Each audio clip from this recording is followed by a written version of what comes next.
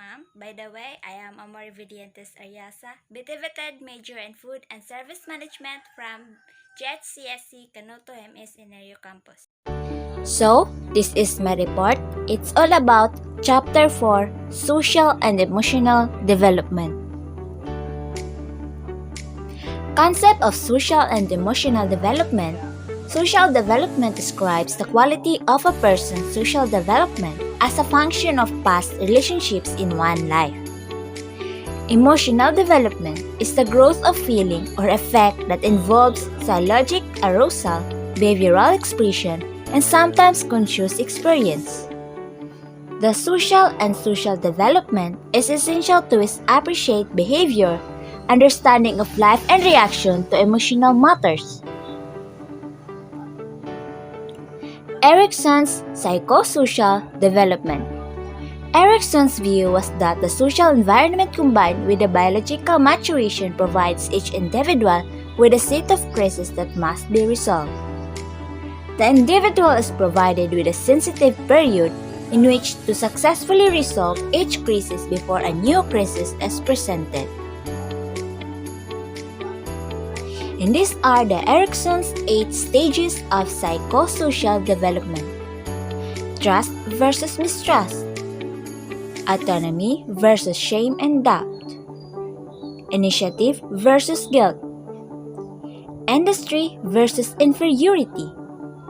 Identity versus role confusion. Intimacy versus isolation. Generativity versus stagnation. Integrity versus despair. Trust versus mistrust. Infancy, birth to 1 year. Baby and infancy develop a belief that the environment can be counted on to meet his basic psychological and social needs. If a baby in infancy is nurtured and loved, he will develop trust and security and basic optimism. Badly handled, he becomes insecure and mistrustful. Autonomy versus shame and doubt. Toddlerhood 1 to 3 years. Child learns what he or she can control and develops a sense of free will and corresponding sense of regret and sorrow for inappropriate use of self-control. The well-adjusted child emerged from this stage sure of himself, elated with his newfound control and proud rather than ashamed. Initiative versus guilt, early childhood 3 to 6 years.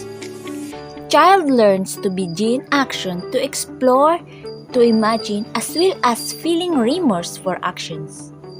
Child learns to broaden his skills through active play of all sports, to cooperate with others and to lead as well as to follow. If the child is immobilized by guilt, he is fearful, bangs on the fringe of groups, continues to depend on adults, and is restricted in imagination. Industry versus inferiority. Middle childhood 6 to 12 years. Child learns to do things well and to skills like relating with peers according to rules, progressing from free play, mastering social studies, reading, math at school, and creating self-discipline approaches to learning. Child is trusting, autonomous, full of initiative, and will learn easily enough to be industrious. However, the mistrusting child will doubt the future and experience inferiority. Identity versus role confusion. Adolescents 12 to 20 years. Adolescent develops a sense of self in relationship to others and to know internal thoughts and desire and develops social and personal identity. Adolescent learns how to answer satisfactorily and happily the question of who am I? By the best adjusted teenager experiences some role identity problems and starts rebelling and feeling with self-doubt. The young person acquires self-certainty as opposed to self-consciousness and self-doubt. Intimacy versus isolation. Young adulthood 20 to 40 years. Develop ability to give and receive love begins to make a long-term commitment to relationships. The successful young adult for the first time can experience true intimacy, the sport of intimacy that makes possible good marriage or a genuine and enduring friendship. Generativity versus stagnation. Middle adulthood 40 to 60 years. Develops interest in guiding the development of the next generation. In adulthood, the psychosocial crisis demands a person becomes more emotionally and socially generous, both in the sense of marriage and parenthood and the sense of working, productivity, and creativity. Ego integrity versus despair. Late adulthood over 65 years. If the psychosocial crises have been resolved, the mature adult developed the peak of integrity. He trusts and dependent. He works hard, has developed a self-concept. He can be intimate without strain, guilt, regret, or lack of realism, and he is proud of what he creates. If psychosocial crises have not been resolved, he may view himself and his life with disgust and despair. Mental models self and others. Students enduring beliefs and expectations about what they are like and what other people are like. Quality of relationships with caregivers. Mental models. Social developmental outcomes. High quality secure relationship. Low quality insecure relationship. And mental models. Mental model of self. Am I lovable? Do I deserve attention and care? Mental model of others. Are others responsive to me? Are others trustworthy? And social development outcomes. Academic success, popularity, ability to manage negative emotion, social appropriate behavior.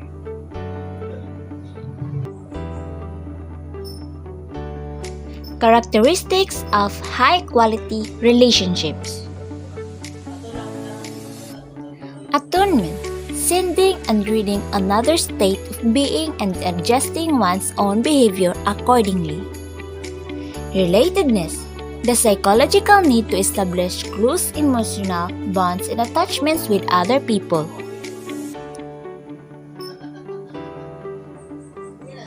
Supportiveness, affirmation of the other person's capacity for self-direction and contribution to help realize his or her self-set goals.